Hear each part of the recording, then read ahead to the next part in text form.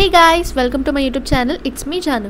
నేను fashion related content చేస్తూ ఉంటా, ఇంకా మినీ వ్లాగ్స్, హ్యాక్స్, డిఐవైస్, ఇంకా చాలా వీడియోస్ చేస్తుంటా. నా వీడియో కనుక ఫస్ట్ టైం చూస్తుంటే సబ్స్క్రైబ్ చేసుకోండి. ఇంకా వీడియోని అయితే లైక్ చేసుకోండి. మీ ఒక్క లైక్ వల్ల నా వీడియో ఇంకొకరికి ఫార్వర్డ్ అవుతుంది. ఈ వ్లాగ్ అయితే టోటల్గా షాపింగ్ వ్లాగ్ ఉంటుంది. నేను ఇంటికి వెళ్ళే ముందు అయితే ఈ వ్లాగ్ తీసుకున్నాను. పోస్ట్ చేయడం కొంచెం లేట్ అయింది. ఫస్ట్కి అయితే ట్రెండ్స్కి వచ్చేసా. కొన్ని కుర్తీస్ తీసుకునేది ఉండే మమ్మీ కోసం, ఇంకా అత్తమ్మ వాళ్ళ కోసం. ఆఫర్ ఉండే ట్రెండ్స్లో అయితే 70% ఆఫ్ నడుస్తుండే. అప్పట్లో చాలానే కుర్తీస్ దొరికినాయి నాకు. ఎక్కువసేపు అయితే అసలు టైం వేస్ట్ చేయలేదు. మార్నింగ్ ట్రైన్ ఉండే కాబట్టి తొందరగా అనేటి సెలెక్షన్స్ అన్నీ చేసుకున్నా. ఆ తర్వాత డీమార్ట్ వెళ్ళేది ఉండే, కొన్ని సామాన్ అక్కడ కూడా తీసుకునేది ఉండే. డీమార్ట్కి అయితే వెళ్ళిపోయాను. నా ప్లస్ పాయింట్ ఏంటంటే నేను ఉండే ఏరియా దగ్గరలోనే డీమార్ట్, ట్రెండ్స్, ఇంకా వేరే షాపింగ్ మాల్స్, జూడియో అవన్నీ దగ్గరే ఉంటాయి. ఎప్పుడైనా వెళ్ళొచ్చు. డీమార్ట్లో అయితే నార్మల్ డేస్లో వచ్చినా ఇంతే రష్ కనిపిస్తుంది, వీకెండ్లో వచ్చినా ఇంతే రష్ ఉంటుంది. అసలు ఆల్ టైమ్ ఏం కొనుక్కుంటుంటారో అర్థమే కాదు. మెయిన్లీ డీమార్ట్ ఎందుకు వచ్చినా అంటే తాతయ్య కోసం కొన్ని డ్రై ఫ్రూట్స్ తీసుకునేది ఉన్నాయి, ఇంకా ఇంట్లో వాళ్ళ కోసం కొంచెం ఫుడ్ స్టాఫ్ తీసుకునేది ఉండే. అలానే క్రాకరీస్ నచ్చినాయి అయితే కొన్ని క్రాకరీస్ కూడా తీసేసుకున్నా. నేను ఎప్పుడు డీమార్ట్ వచ్చినా కానీ ఈ చిన్న స్టోరేజ్ బాక్సెస్ అయితే తీసేసుకుంటా. అవి 13 రూపీస్ ఒకటి. అందుకే క్లాత్ సెక్షన్కి అయితే వెళ్ళిపోయా. నేను కొత్తగా వచ్చినాయని చూసేందుకు. అయితే అక్కడ ఒక జోక్ జరిగింది.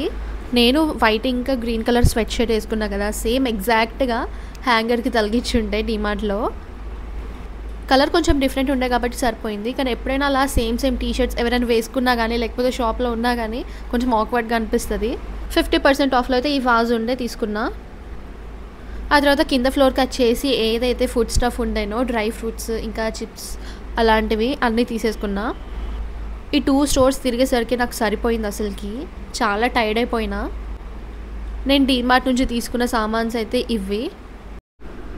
ఇంకా షాపింగ్ అయితే చేసేది ఉండే, కొన్ని ఐటమ్స్ మిగిలిపోయి ఉండే, కానీ వాళ్ళకి సరిపోయింది అసలుకి.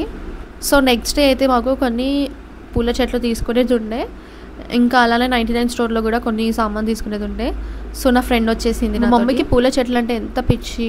నన్ను నాగ్పూర్ నుంచి సిరోంచా వరకు తీసుకురమ్మని చెప్పింది. ఇన్ని గనం ఫ్లవర్స్ తీసుకున్నా, మోయలకి చచ్చిపోయినా అసలుకి. మమ్మీ ఏం తీసుకురావాలి అంటే ఫ్లవర్ ప్లాంట్స్ తీసుకురా అని చెప్పింది. ఇంకా ఏమైనా తీసుకురమ్మంటుందని నేను అనుకున్నా, కానీ ఇక మమ్మీ తీసుకురమ్మని చెప్పేసి నాకు నచ్చినవి అన్నీ తీసేసుకున్నా.